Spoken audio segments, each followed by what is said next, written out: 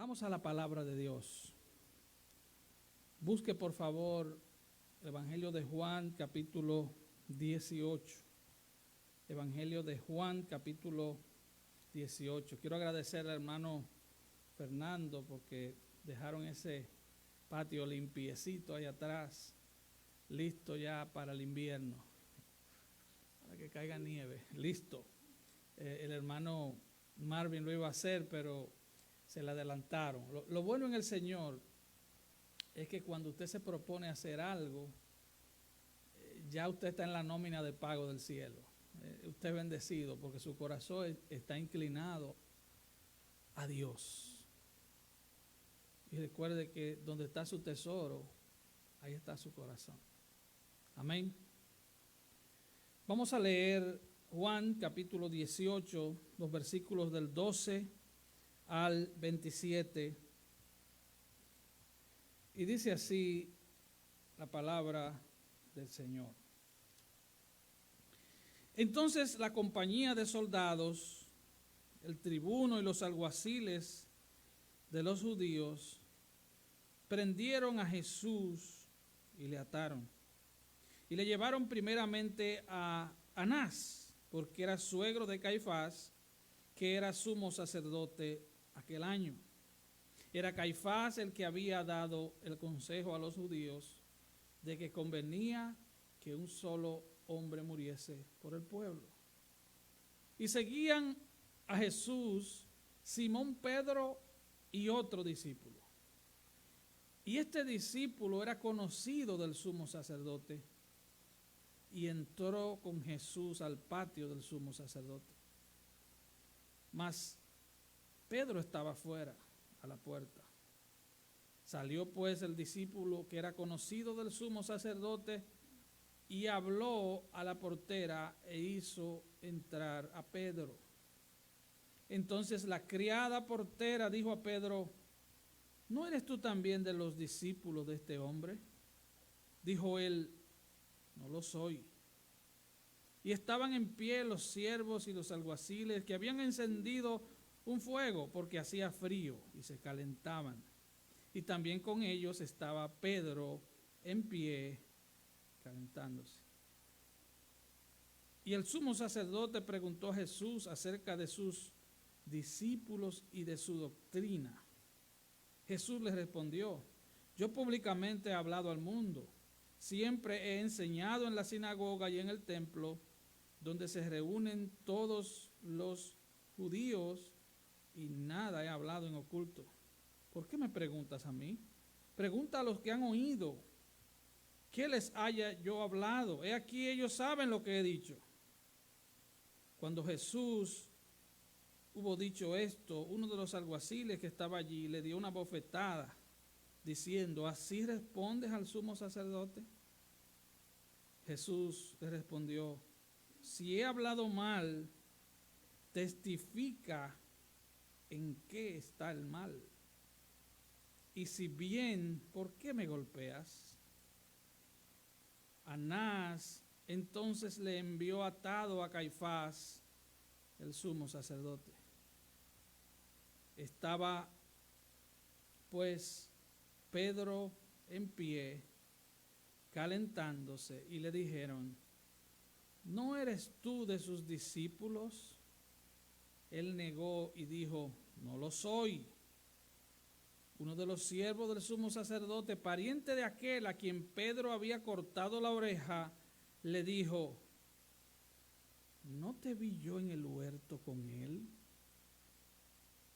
Negó Pedro otra vez, y enseguida cantó el gallo. Padre, te damos gracias por tu palabra, por permitirnos entrar en estas escenas tan fuertes, por permitirnos ser testigos de tu muerte, de tu apresamiento, del maltrato, de cómo en debilidad te entregaste por nosotros, de cómo permitiste que te abofetearan, que te escupieran, que te ataran como un criminal. Oh, cuán gran precio pagaste para que tengamos vida eterna. Te damos gracias, Señor. Aplica tu palabra con poder en cada corazón, porque te pedimos todo esto en tu gran nombre, Jesús. Amén. Amén. Tome su lugar, por favor. Y le hemos puesto como título a este mensaje, bueno, a la primera y segunda parte, porque en la noche terminamos este mensaje, Jesús, Pedro y el gran contraste. Jesús, Pedro y el gran contraste. Como vimos en prédicas anteriores, ya en el capítulo 13, Jesús habla claro y dice, mi tiempo ha llegado. Desde el comienzo del Evangelio de Juan, él había dicho, todavía no es mi tiempo. Pero ya en el capítulo 13, él comienza a decir, ya ha llegado mi hora. Y en los versículos que tratamos la semana pasada, vimos cómo Jesús, conociendo todas las cosas, él se encaminó de manera intencional a Getsemaní. Él no fue allí escondiéndose, él no fue allí por accidente, él ni siquiera fue allí a orar como siempre oraba. Él pasaba por ahí cuando iba a visitar a su amigo Lázaro y a Marta y María, pero esta vez él fue porque él tenía una cita con la muerte. Él se iba a entregar hasta la muerte. Él iba a morir. Él iba a entregar su vida. Yo la entrego y tengo poder para tomarla, dijo él. Yo la entrego, pero yo la tomo. Y él fue allí a esperar a Judas. Ya él había despedido a Judas esa misma noche, porque aunque usted vea que esto se extienda, todo esto sucedió en una noche. De hecho, lo que comenzamos el domingo pasado, comenzó a las 10 de la noche del jueves y ya a las 3 de la tarde del siguiente día, del viernes, ya él había expirado, ya él había dicho, consumado es. Vimos también cómo Pedro, de una manera estúpida, le corta la oreja al siervo del sumo sacerdote, a Malco. Vimos también cómo Jesús le hizo una oreja. Toda esta multitud de soldados, de líderes religiosos, fueron testigos del último milagro del ministerio terrenal de Jesús. Jesús le hizo una oreja instantáneamente. Jesús, al decir yo soy, hizo que todos estos soldados fuertemente entrenados, que decíamos la semana pasada que podrían llegar a cerca de 1000, todos cayeran a tierra con Judas dirigiéndolo. Vimos cómo Judas identificó al maestro con un beso y en el original dice un beso apasionado. Él lo besó continuamente, una señal de afecto, de amor. Alguien dijo que Judas realizó un acto de amor para demostrar su odio. Le entregó al maestro con un beso. O sea, Judas es el ejemplo perfecto de un líder religioso hipócrita. Es el ejemplo perfecto de la hipocresía. Hasta el final fue hipócrita. Por eso no podemos comparar a Judas y a Pedro. No, nada que ver. Pedro es el ejemplo de uno de los más fieles seguidores de Jesús, pero que aún siendo uno de los más fieles seguidores de Jesús, falló de una manera grotesca. Eso nos da esperanza, ¿sí o no? Eso nos da esperanza. Pues no crea usted que usted va a mantenerse firme por sus propias fuerzas, jamás. Necesitamos desesperadamente la ayuda de Dios. La necesitamos. Y en Mateo 26, 52, 54 dice, entonces Jesús le dijo, vuelve tu espada, le dijo a Pedro, porque todos los que tomen a espada perecerán. ¿Acaso piensas tú que no puedo orar a mi Padre y que Él no me daría más de 12 legiones de ángeles? 12 legiones de ángeles. Por allá por Segunda de Reyes 19:35 y por Isaías 37:36, vemos que un ángel mató 185,000 soldados asirios. Un ángel. Yo soy malísimo en matemáticas, horrible, pero me puse a calcular y eran 72,000 ángeles. Él dijo más de 12 legiones. 12 legiones de ángeles son 72,000 ángeles. Si un ángel puede por lo menos matar 185,000, haga usted el cálculo. Si Jesús hubiera pedido ayuda al Padre, se hubiera desatado una guerra de magnitud cósmica, algo terrible en el mundo. Hubieran habido muertes por millares de millares. Pero Él no lo iba a hacer, porque Él vino vida. El Evangelio nos muestra cómo ganar perdiendo. Y Jesús nos muestra cómo darnos vida muriendo. ¿Entiende usted eso? Ahora, el cuadro completo de estas escenas que vamos a ver hoy, tendríamos que verla en los 4 evangelios para tener el cuadro completo, lo cual nos llevaría a otra serie de un par de meses. Hoy solamente vamos a tratar el enfoque de Juan. Juan presenta esta escena como un drama cargado de suspenso. ¿Han visto ustedes estas películas donde todo comienza con un personaje, todo se detiene y luego sigue con otro personaje, y luego se detiene la escena de ese personaje? Eso tiene un nombre, tal vez María podría decirnos, porque su papá es cineasta. Entonces suelta ese personaje y comienza a rodar la escena con el otro. Eso fue lo que Juan hizo. Él toma la escena de Jesús, luego va a Pedro, la negación de Pedro, luego vuelve a Jesús y luego termina con Pedro. Es una forma inusual en la que Juan, si esto fuera una película, estuviéramos con la boca abierta a ver qué va a pasar luego.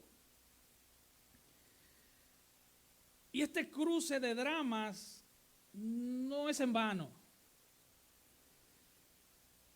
Nos muestra el contraste, por eso el tema es Jesús, Pedro y el gran contraste. Hay un contraste, hay 2 personajes, pero 2 personajes eminentemente diferentes. 2 contrastes.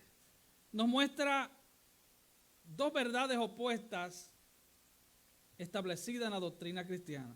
La gloria de Cristo y la naturaleza pecaminosa del hombre. Un contraste entre la fidelidad de Cristo y la infidelidad de Pedro. La valentía del Señor, la cobardía de Pedro. El amor sacrificial de Jesús y las mentiras de Pedro para protegerse. ¿Se da usted cuenta? Hay un contraste en esta historia. Ahora, eso nos lleva al primer punto, el juicio de Jesús ante Anás. Versículos 12 al 14. Si usted quiere, mantenga su Biblia abierta para que estudiemos esos versículos. Versículo 12. Entonces la compañía de soldados, el tribuno, la palabra tribuno en griego es kiliarcos, que significa comandante de 1,000 hombres. O sea, ya por ese detalle, usted sabe que ahí habían por lo menos 1,000 hombres, 1,000 soldados. Fueron a apresar a un hombre. 1000 hombres. Dice, entonces la compañía de soldados, el tribuno y los alguaciles de los judíos prendieron a Jesús y le ataron. Yo le pregunto a usted, o nos preguntamos, ¿por qué le ataron? Bueno, le ataron, número uno, porque era una actuación judicial. Cuando van a detener a alguien lo atan para que no escape. Pero también eso tiene un significado teológico, espiritual. Nos habla de Génesis 22, cuando Abraham ató a Isaac. Lo ató y lo puso sobre la leña. Isaac era una tipología de Cristo. Lo único que en esta ocasión el padre no detuvo el cuchillo. ¿Entiende usted la idea? En esta ocasión el cordero fue sacrificado. Amén. También nos habla de el Salmo 118, cuando dice que los sacrificios los ataban al cuerno del altar, eran atados. ¿Sabe? Cuando dice Romanos capítulo 12, os ruego por las misericordias de Dios que presentéis vuestro cuerpo en sacrificio vivo. El problema de nosotros es que no estamos atados. Y por eso algunos brincan un poquito, ¿verdad? Pero por eso Pablo ruega, os ruego por la misericordia de Dios. Preséntense ustedes mismos en sacrificio vivo, santo y agradable a Dios, que es vuestro verdadero culto o vuestro culto racional, como dice otra versión. Ahora, dice el versículo 13, y le llevaron primeramente a Anás. Y esto es muy importante, porque solo Juan menciona esta parte. Y no quiero parecer abogado, pero este juicio, entre comillas, que más que un juicio fue un complot para asesinar a alguien. No fue un juicio. Contó de dos partes, la parte religiosa que la hicieron los líderes religiosos, obviamente, que a su vez contó de 3 audiencias. Y la parte civil, que ya lo hicieron los romanos, que contó de 3 audiencias. Fueron 6 audiencias a las cuales fue sometido el Señor, 6 audiencias ilegales, a las cuales fue sometido el Señor en unas pocas horas. 6 audiencias. Porque el plan era matarlo. Esta es la primera audiencia. Y le llevaron primeramente a Anás. Era aproximadamente la 1 de la mañana. Pero imagínese usted, una audiencia a la 1 de la mañana en una casa privada. Yo no quiero que usted piense legalmente, yo quiero que usted piense cómo abusaron del Señor y cómo el Señor se dejó maltratar y abusar para poder pagar la impagable deuda de tu pecado y el mío.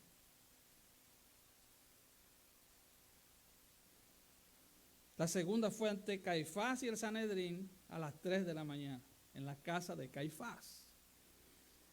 La tercera fue después del amanecer, ya ante el Sanedrín en el templo. Y el juicio civil primero fue ante Pilato, luego ante Herodes y luego nuevamente ante Pilato. Ahora dice, y le llevaron primeramente a Anás. ¿Quién era este personaje? Quiero detenerme ahí para que usted vea el tipo de personaje del que vamos a hablar. Cuando dice que era sumo sacerdote, ¿verdad? Porque más adelante usted va a ver que menciona a Anás como sumo sacerdote y a Caifás también. Y usted dirá, hay una contradicción. No hay contradicción. Anás no era en ese momento el sumo sacerdote. Ahora, ¿cuál era el problema? Que como Números 35 decía que los sumos sacerdotes eran vitalicios hasta que murieran. y a él lo quitaron, a él lo quitó Valerio Grato, que fue el prefecto anterior a Pilatos. Entonces, por asunto legal, ellos podían seguir usando el título, como en Estados Unidos se usa, que a un expresidente no le dicen expresidente, le dicen presidente. ¿Entiende usted? Es lo mismo, el título. Obama no es presidente, pero nadie le dice expresidente, le dice presidente Obama. Bueno, y tiene una escolta incluso del servicio secreto y lo tratan como un presidente básicamente. Lo mismo sucedía en Israel. El sumo sacerdote no era Anás, él fue destituido por este prefecto antes de Pilato,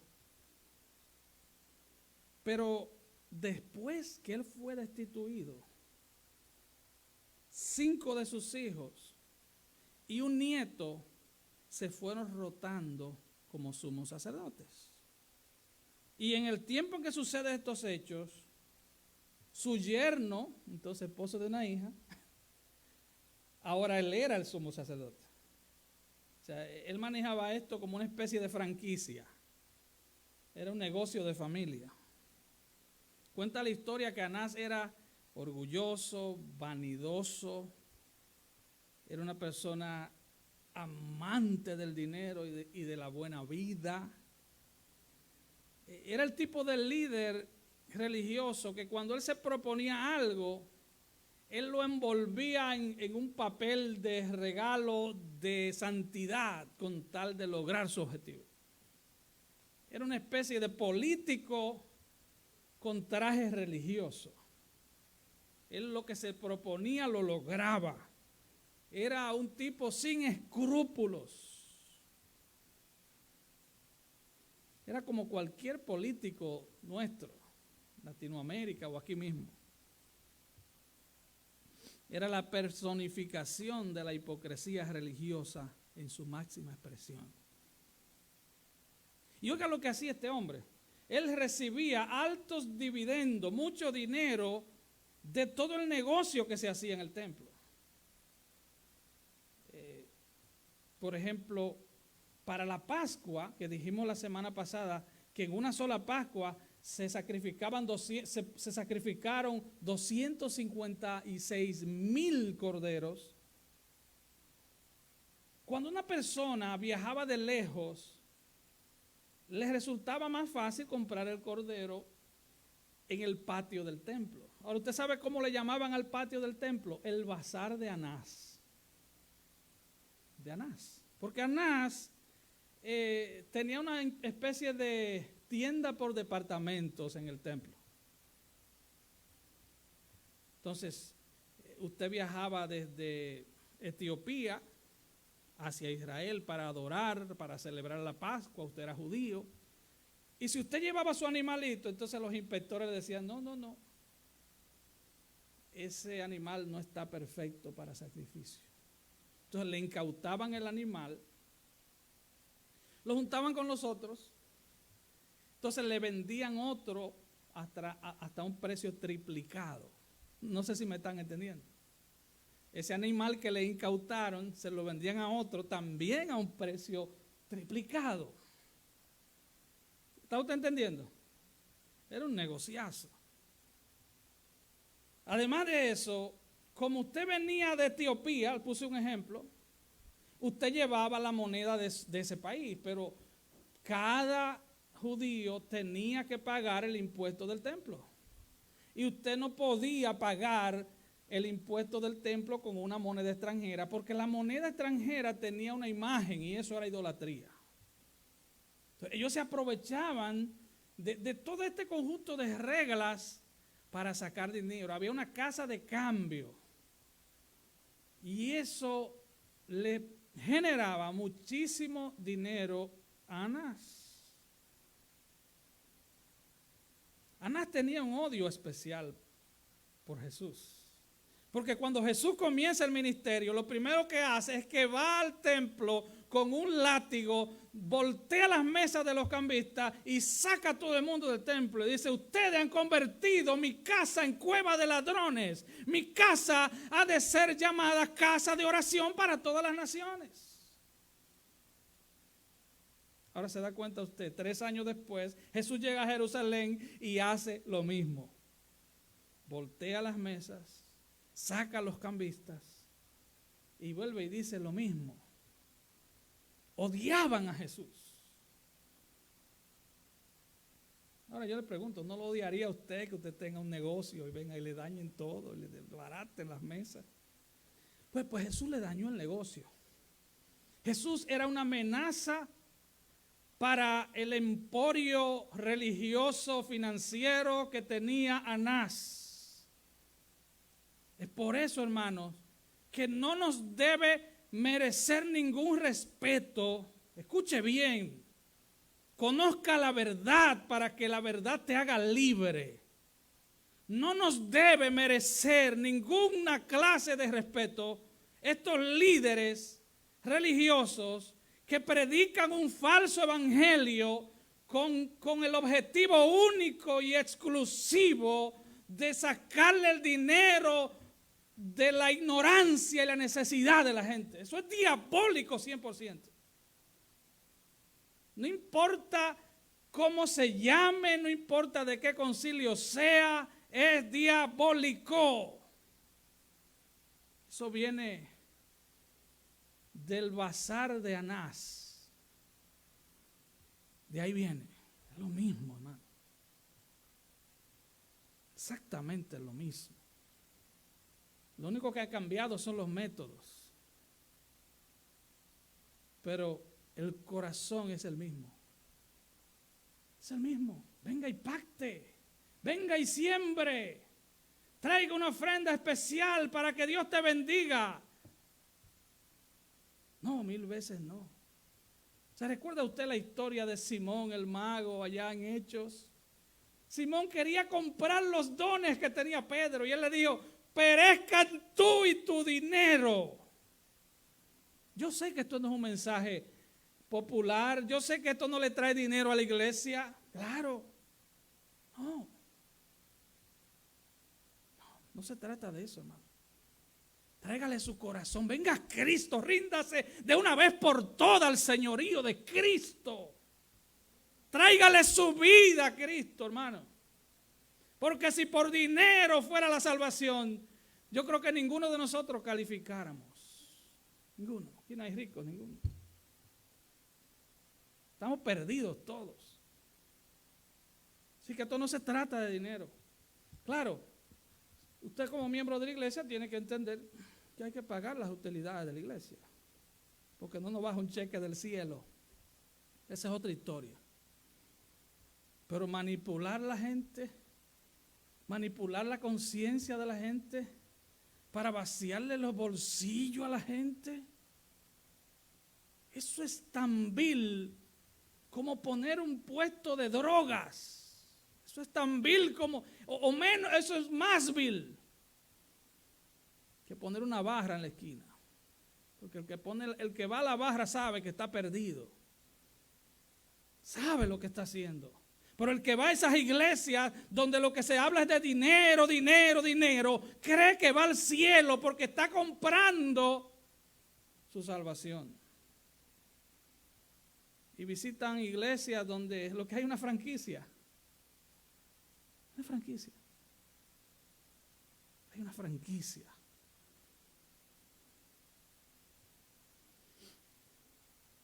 Después de la resurrección de Lázaro, escuche esto. Planearon matar a Lázaro y a Jesús. Oiga con qué argumento. Juan 11, 45 al 48. Entonces muchos de los judíos que habían venido para acompañar a María al funeral y vieron lo que hizo Jesús, creyeron en él. Pero algunos de ellos fueron a los fariseos y le dijeron lo que Jesús había hecho. Entonces los principales sacerdotes y los fariseos reunieron el concilio y dijeron, ¿qué haremos? porque este hombre hace muchas señales. Si le dejamos así, todos creerán en él. Oiga, ¿cuál era su preocupación? Ellos no estaban interesados por la salvación del pueblo judío. Ellos estaban interesados en detener a Jesús. Oiga, ¿con qué argumento? Este hombre hace muchas señales y si le dejamos así, todos creerán en él. Vendrán los romanos y destruirán nuestro lugar santo y nuestra nación. Había que detener a Jesús. Y le llevaron primeramente a Anás, estoy en el versículo 13 de nuevo, porque era suegro de Caifás, que era sumo sacerdote aquel año.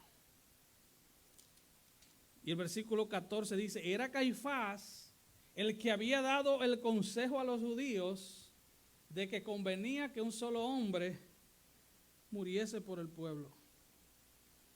Y en la misma escena de la muerte de Lázaro, versículo 49, Caifás habló, dijo, entonces Caifás, uno de ellos, sumo sacerdote aquel año, les dijo, vosotros no sabéis nada, ni pensáis que nos conviene que un hombre muera por el pueblo y no que toda la nación perezca. O sea, Caifás profetizó, Dios usó la burra de Balaam. ¿No cree usted que Caifás profetizó esto porque él creía en la doctrina de la sustitución? Se convirtió Caifás y está profetizando. Dice, esto no lo dijo por sí mismo, sino que como era el sumo sacerdote de aquel año, profetizó que Jesús había de morir por la nación, y no solamente por la nación, sino también para congregar en uno a los hijos de Dios que estaban dispersos. Así que desde aquel día acordaron matarle. Hermanos, Jesús acudió vez tras vez a un complot para matarle. Quiero que te quede fresco en la mente que él pudo salir bien de eso. Él pudo escapar, tenía todas las posibilidades para no sufrir, pero lo hizo por amor. Él lo hizo por ti y por mí. Es por eso, hermanos, que nosotros como cristianos nos aferramos a Él. Él nos tiene atado a Él. Nuestras vidas están escondidas en Él.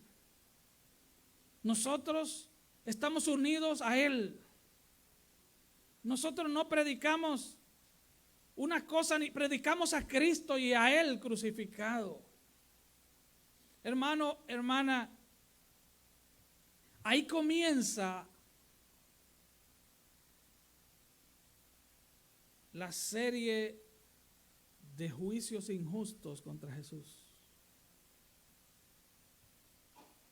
Jesús conocía. Jesús conocía la ley. Él sabía lo que pasaba. Él conocía todas las cosas, vimos la semana pasada.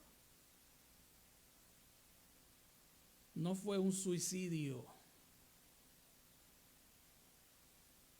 Él era el Cordero de Dios. Él tenía que morir en la Pascua. Él era el verdadero Cordero. Ya no más sacrificios. Cristo debía morir para que tú pudieras vivir. De eso se trata. Cristo tenía que morir. Tenía que ser en la Pascua. Él, y solo Él, estaba habilitado, capacitado para pagar la enorme e impagable deuda que contrajimos desde el huerto del Edén. En el huerto del Edén, la humanidad completa se infectó de un virus mortal llamado pecado. No hay mascarillas, no hay un gel antibacterial que te pueda prevenir de ese virus. Todos tenemos ese virus. Oh, Romanos 8:23, por cuanto todos pecaron y están destituidos la gloria de Dios. Pablo tuvo que exclamar al final de Romanos 7, miserable de mí, ¿quién me librará de este cuerpo de muerte? Y luego dice, gracias doy a Dios por Jesucristo.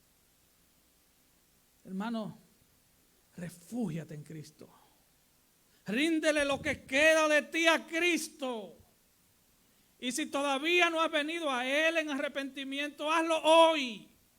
Este es el día aceptable. Este es el día de salvación. Ven a Cristo. Ven a Él. Ven hoy.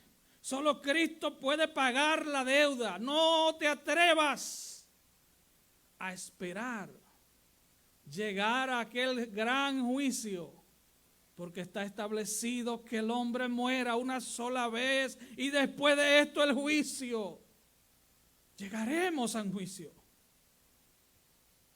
Y por nuestros propios méritos estamos perdidos. Y por nuestra propia justicia estamos perdidos. Hay una sentencia inapelable que pesa sobre cada ser humano, sobre ti, sobre mí. Merecemos el infierno porque hay tanta maldad en tu corazón y el mío. Pero estas cosas, dice Juan, en Juan capítulo 20, al final, se han escrito para que los conozcas a Él y que para al conocerlo tengas vida en su nombre. Tengas vida en su nombre. La buena noticia es que hay vida en Cristo. La buena noticia es que no hay pecado tan grave, tan sucio, que no pueda ser limpiado con la sangre de Cristo. La buena noticia es que hay salvación y vida eterna para todo aquel que se refugia en Él. Esa es la buena noticia. Ven a Cristo el Señor. Ven a Él. No demores más. Tú no eres dueño ni de un segundo. Mañana, dijo Charles Spurgeon, mañana es del diablo. Porque mañana no sabemos qué va a pasar. No tenemos capacidad ni de saber qué pasará en 5 segundos. Ven a Cristo, ríndele ese corazón duro. Y Él ha prometido que cambiará ese corazón de piedra por uno de carne. Y que escribirá su ley, no en tablas hechas de piedra, sino en tu corazón. Es por eso que Juan dice que el que está en Cristo no practica el pecado, porque la simiente de Dios está en nosotros. Su palabra está en nosotros. Y aunque no somos perfectos ni lo seremos de este lado del cielo, pero su amor nos ha conquistado. Su amor nos ha seducido. Aleluya. Gracias, Jesús. Gracias, Jesús. Póngase de pie y adore a Cristo. Dele gracias a Dios por ese amor que Él derramó en esa cruz. Adórele a Él.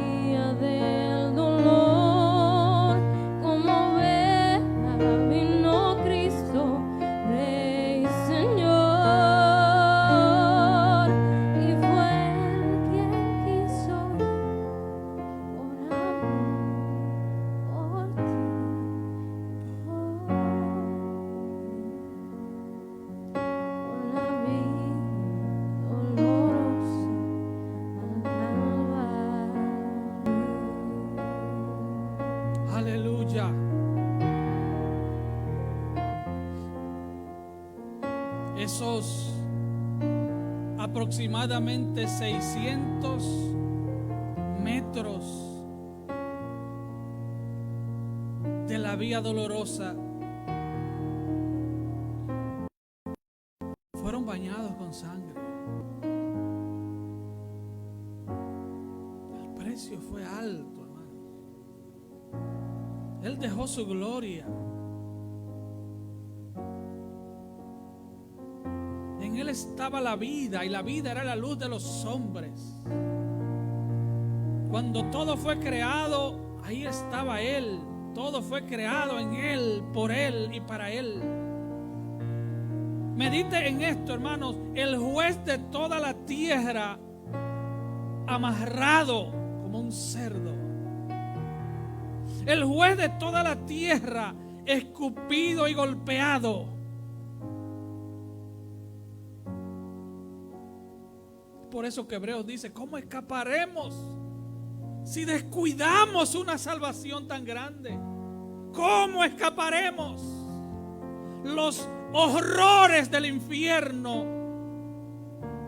Le esperan al que rechace un amor tan grande. No hay otra forma de decirlo. Es demasiado amor. Por la gracia común, usted y yo podemos hacer un bien. Los impíos hacen obras de caridad por la gracia común de Dios.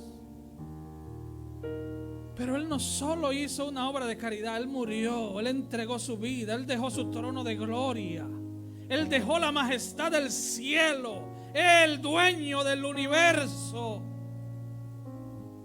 Se dejó juzgar por delincuentes religiosos. Es demasiado amor. Rechazar ese amor es el mayor de los pecados, hermano. Ese es el mayor de los pecados. Tú puedes rechazar lo que rechaces. Si tú rechazas el amor de Cristo, estás perdido eternamente y para siempre. No se trata de religión. Si rechazas a Cristo, estás perdido. No importa que tenga 30 años en la iglesia. Si rechazas ese amor, si no te rindes en arrepentimiento, estás perdido. Estoy perdido. Terminaremos como Judas. Aleluya. Padre, gracias por revelarnos en tu palabra, oh Señor, cómo brota el amor en esas páginas de tu sagrada Biblia. Padre, bendice tu pueblo, bendícelos. Gracias, Señor. Gracias, Señor. Gracias, Señor. Revélale a tu iglesia la profundidad, la anchura, la altura de tu amor. Como dice Pablo, para que estemos arraigados y cimentados en amor. Padre, gracias. Aplica esta palabra con poder a nuestras vidas, porque te lo pedimos en el nombre de Jesús. Amén y amén. Dios le bendiga.